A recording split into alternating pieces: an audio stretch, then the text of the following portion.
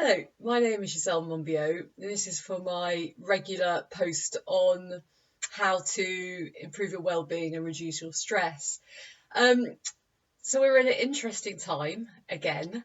We're in a time where lockdown is starting to reduce again, and things are opening up. And even though there's a lot to celebrate, a lot of people can find this time really difficult, can raise all sorts of anxieties, and it's hard to really know how to to digest what we've been through over the past year.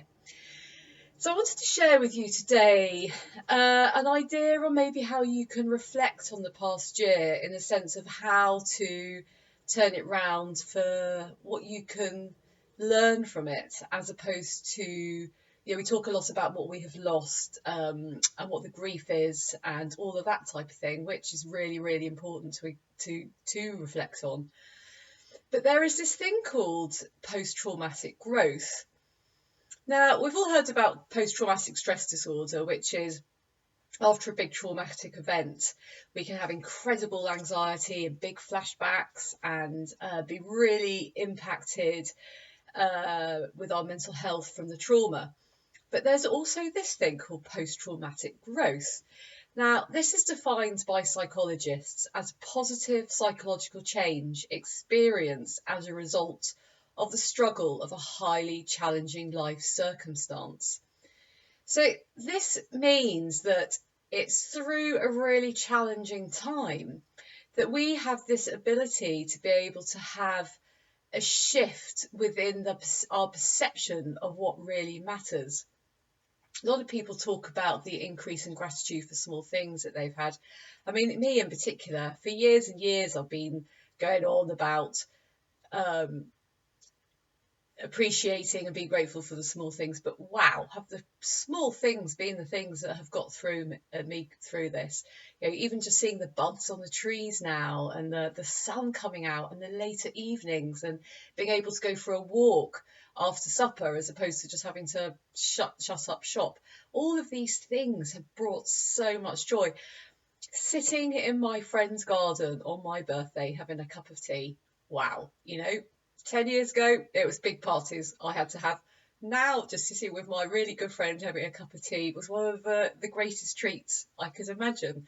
So it is, that sort of post-traumatic growth enables us to sort of appreciate these things which maybe in the past we would have ignored. We've also got a value for life. We probably took it for granted a little bit. For those of us who have experienced death and maybe experienced it in our formative years, then you do start to value life. You learn that at quite a young age, but I think there's been nothing like having our life taken away, and also seeing so much death and pain and misery enables us to really value what we have.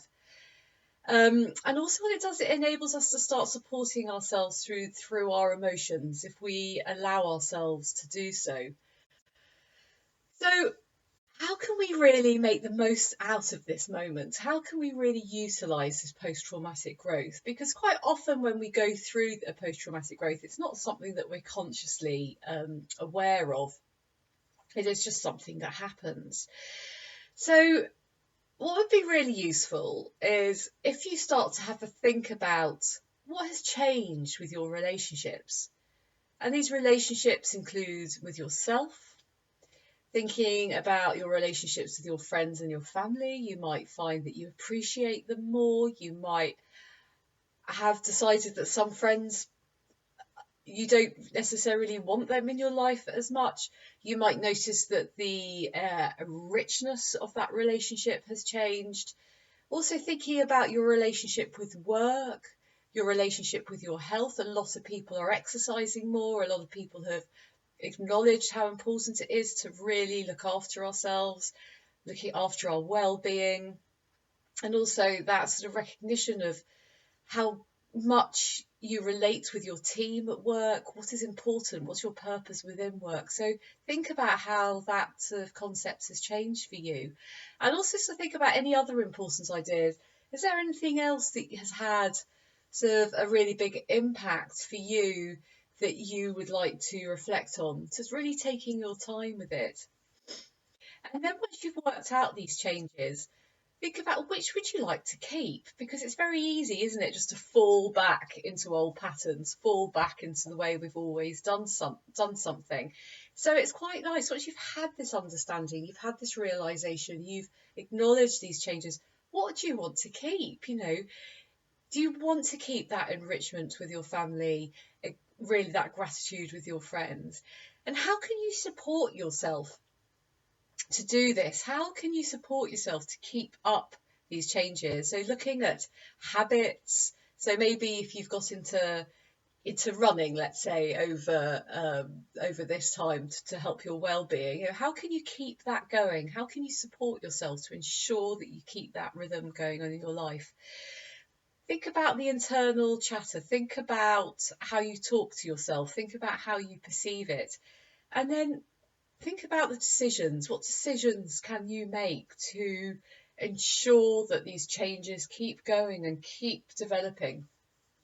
And really then consider what the possible barriers are to the success with these changes. What do you think might get in the way of it? Because once we understand what could get in the way of what it is you want to do, then that's an opportunity for you to sort of work out how you can walk around those barriers. How can you overcome those barriers to ensure they don't stop you for what it is you want to do? So remember, small steps equal big outcomes. So when we're sort of looking at 1 year ahead, maybe think, how is it you want to be in 1 year? Think about that. Really take that time, closing your eyes, visualizing it, imagining yourself. Maybe you've had a realization about work. There's something that you'd like to change your career, and you would like to, say, build a business of your own. Imagine yourself in a year's time. How would you know that you had achieved that? What steps would you have taken to get to that point?